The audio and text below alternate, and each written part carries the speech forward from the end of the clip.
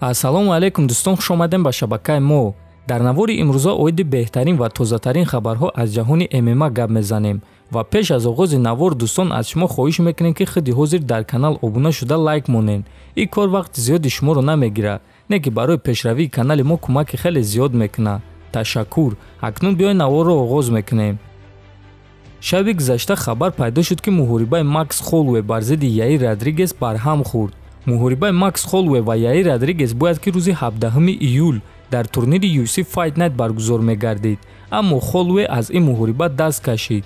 ҳозирашда сабаби даст кашидани Макс Холлоуэй аз муҳориба маълум нест. ташкилоти UFC хабар доданд ки ба ҷои Макс Холлоуэй дигар ҷанговарро намекобанд ва балки ин муҳорибаро ба саҳнаи дигар мекучонанд. баъди ин хабар 13-ум рақами рейтинги вазни ним сабук Мовсар Евлоев ба президенти UFC Дана Уайт муроҷиат карда навишт. Дана Уайт: ма ба ту аллакай гуфтам ки агар рақиби навбатии ма аз топ 10 нашава, пас ма бо ту меҷангам. ин имконияти хуб аст барои ту. ма аллакай аз 5 рӯза истироҳат монда шудам, навиштааст Мовсар. хотиррасон мекунем ки рӯзҳои истироҳатии гузашта Мовсар Евлоев бо рекорди 14-0 Ҳаким Даудуро шикаст дода ва рекорди худро 15-0 кард ва дар рейтинги вазни ним сабук ба ҷои 13-ум баромад ва дарҳол баъди муҳориба ба Дана Уайт муроҷиат карда гуфт ки худро хуб ҳис мекунад ва дар муҳориба ягон осеб гирифтагӣ нест ва барои муҳориба омода аст. ва акнун чӣ хеле ки мебинем дӯстон, Мовсар омода аст ки Макс Холлоуэйро дар муҳориба бар зидди Яир Родригес иваз кунад. топови ҷангвари UFC дар вазни нимиёна Билол Мухаммад рақиби навбатии худро Колби Ковингтон ё Леон Эдвардсро дидан мехоҳад. биён суханҳои Мухаммадро гӯш мекунем. ман ният дорам ки муҳорибаи навбатии худро моҳи сентябр ё октябр гузаронам.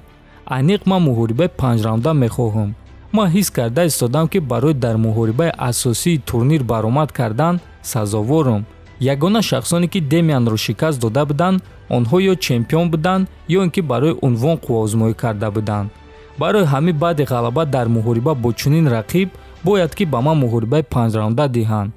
агар ба рейтинг назар кунем, пас барои ман муҳорибае ки маъно дорад ин муҳориба бар зидди Ковингтон ё ин ки реванш бо Эдвардс аст. ташкилоти UFC ба яктаи онҳо муҳорибаи унвонӣ медиҳад, а дигараш боша берақиб мемонад. Гилберт Бёрнс бо Стивен Томпсон вомехӯрад, а Масвидал боша муҳорибаи пулӣ мекоба. албатта ки ман боварӣ надорам ки Ковингтон ё Эдвардс барои муҳориба бо ман розӣ шаванд, аммо ғалаба дар муҳориба бо яке аз онҳо барои ман маънои хеле калон дорад, гуфтааст Муҳаммад. хотиррасон мекунем ки Билол Мухаммад дар охирон муҳорибаи худ дар турнири UFC 263 Демиан Майяро шикаст дод ва айни замон аз ҳама ғалабаи калони худро ба даст овард. чемпиони пешинаи UFC дар вазни сабук Хабиб Нурмагомедов гуфт ки дар карьераи ӯ ду рақибе буд ки Хабиб онҳоро сахт задан намехост. биён суханҳои ӯро гӯш мекунем. дар ин ҷо ду касро қайд карда мешавад: Ҷастин Гейджи ва Майкл Ҷонсон. вақте ки ман дасти Ҷонсонро ба балевой гирифтам, ман метонистам ки дасти ӯро шиканам. ман ин приёмро эҳтиётона иҷро кардам, то ин ки дасти ӯро нашиканам, чунки дар чунин ҳолат ӯ дасташро то охир барқарор карда наметонист.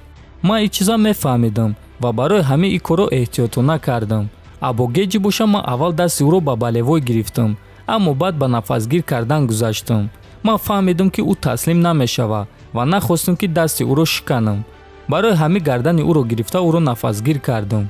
дар якум қатори майдон волидайни ӯ нишаста буданд. падараш буд, модараш буд ва вақте ки ман дасти ӯро гирифтам, онҳо ба ман нигоҳ мекарданд ва ман нахостам ки ӯро маъюб кунам, чунки мо ҳардуямон варзигар ҳастем, гуфтааст Нурмагомедов.